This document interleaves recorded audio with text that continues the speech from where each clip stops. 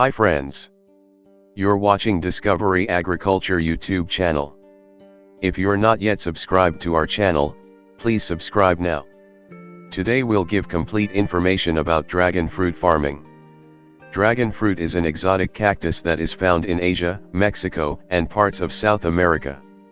It is not grown in North America, which is why the plant is not as common in this region. Dragon fruit can be planted as ornamental plants, but they do bear delicious fruit that is rather tasty. In fact, it is often used in jams, ice cream, fruit juice, and wine. Let's start by becoming more familiar with the different types of dragon fruit, then we will jump right into how to grow the plant. The blooms of this plant are unique. In fact, they are one of the largest flowers in the world. The reason that they are so unique is not their size, it is the fact that the blooms only open for one night, and the scents that you will experience on that night are surreal and exotically fruity. Dragon fruit or pitayas are extremely unique plants that come in 3 different types that you can enjoy. They are also called strawberry pears because of the bright red features of the fruit. These plants are also known by other names as well. Indonesia buah naga, tan long, taikio mangkon, nanatika fruit, bell of the night, cactus fruit, catus madu, and night blooming cereus are among a few of the most common names. Regardless of the type of dragon fruit that you are growing, the fruit will be green until it is ripe. At that time, it will either be bright yellow in coloration or red. The inside pulp of each piece of fruit will be filled with small seeds that look similar to those that can be found in a kiwi fruit. The 3 types of dragon fruit are Hylocereus megalanthus. This type of dragon fruit has a white fruit flesh and a yellow shell. The shell of this variation is a bit thornier than the rest of the variations, so it is rarer to see in a garden. Hylocereus undatus. This is a variation that has the same white flesh, but the exterior of this fruit is red in color. Hylocereus costarricensis. This type of fruit is red in coloration on both the shell and in the flesh. The flesh is often a deep red coloration that looks almost unnatural or blood-like. Unlike most cactus plants, this one is a climbing plant that needs a bit of support to grow properly. It is a subtropical plant that needs a lot of heat and humidity, so here is a breakdown of the information that you will need to nurture and grow dragon fruit. Soil requirements. This plant is able to grow in any soil that is well draining, but it prefers to grow in soil that is slightly acidic with a pH level that is between 6 and 7. Sandy soil is the best option for this plant. If it is not available, just ensure that it is well draining soil. Fertilizer. To ensure that the dragon fruit is growing properly, give it some fertilizer every month during the active growing season. During the cold winter months, you will want to stop feeding your plant for a few months. Water. Because this plant is a cactus plant, it is important to make sure that you are watering it properly. Only water the plant when the top of the soil is dry to the touch, and do not allow the plant to sit in water. The soil needs to be moist, not soaked. Light requirements. The base of the plant can see a little shade, but the tips of the plant require full sun to ensure that the plant blooms properly. If too much shade is given to the plant, the fruit will not do well. Temperature requirements.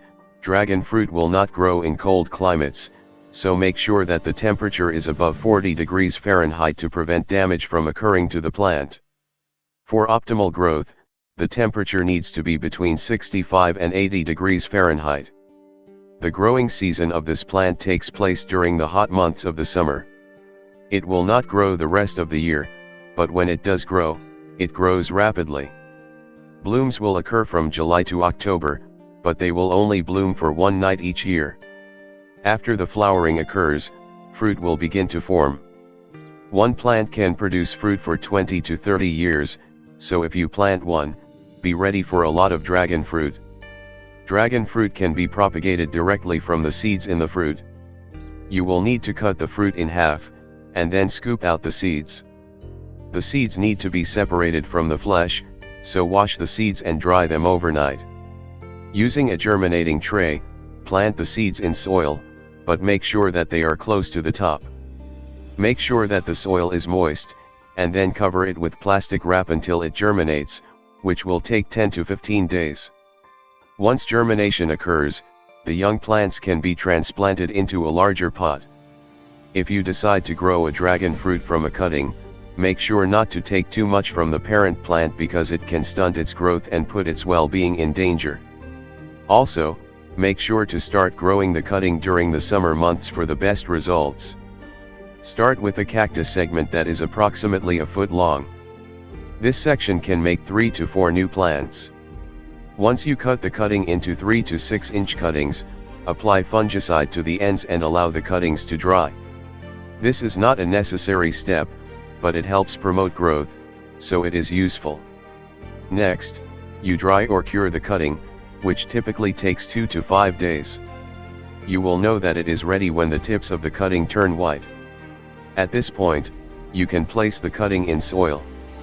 It needs to be about 2 inches into the soil, and the cutting needs to be oriented in the same direction that it was on the parent plant.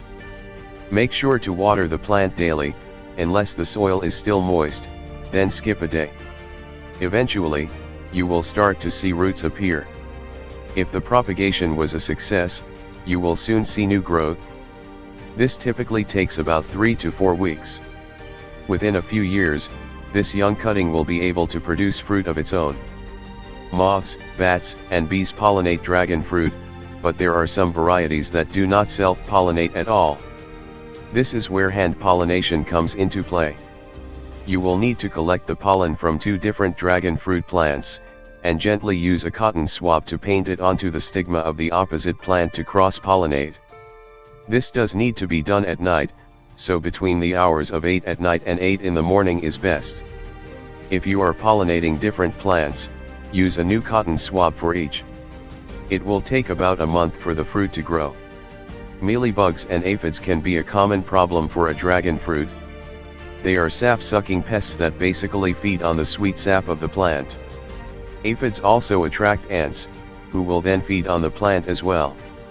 Mites and thrips can also be a hindrance.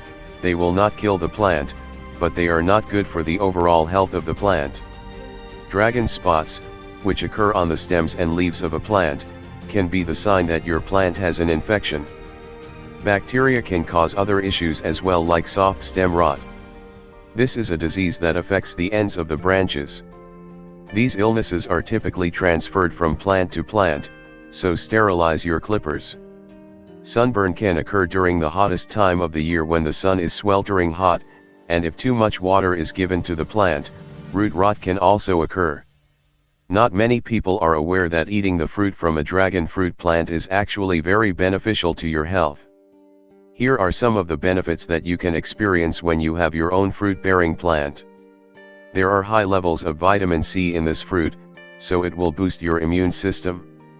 These fruits contain no cholesterol, which means eating them is good for your heart and cardiovascular system. The vitamin level in dragon fruit is amazing, which can help you get the vitamins you need to maintain a healthy system. Carotene is present in dragon fruit, which means that it has anti-carcinogenic properties.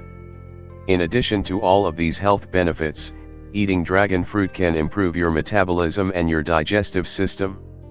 With all of these health benefits, why not take the initiative and have your own dragon fruit plant in your garden? They do take a little bit of care because they are fruit-bearing plants, but they are actually simple to maintain. Not to mention that they look exotic in your backyard, making them a point of conversation for your guests.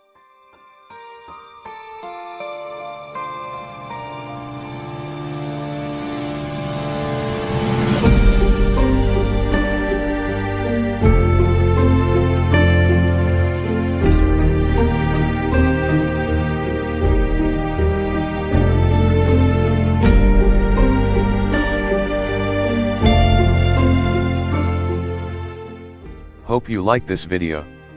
Share this video with all friends and don't forget to subscribe Discovery Agriculture YouTube channel. Thank you for watching this video.